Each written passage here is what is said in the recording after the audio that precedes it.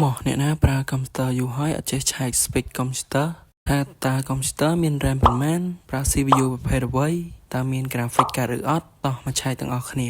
ជាដំបូងអ្នកគ្នា right click លើ test bar បន្ទាប់មកអ្នកគ្នាយក test manager បន្ទាប់មកអ្នកគ្នា select លើ performance នោះវានឹងបង្ហាញព័ត៌មានអំពី computer របស់អ្នកគ្នាតើប្រើ CPU ប្រភេទអ្វីមាន memory ប្រមាណ G តើអ្នកគ្នាប្រើ storage ប្រភេទអ្វីហើយ Wi-Fi របស់អ្នកគ្នាប្រភេទអ្វីហើយនឹង CPU របស់ computer របស់អ្នកទាំងអស់គ្នាដើម្បីកាន់តែលម្អិតជាងនេះអ្នកគ្នាគ្រាន់តែចុច Windows បូក O រួចអ្នកគ្នា search DHDIAG មកអ្នកគ្នាចុច OK នោះវានឹងបង្ហាញព័ត៌មាននៅក្នុង computer របស់អ្នកគ្នាទាំងអស់ដែលមានដូចជា BIOS model computer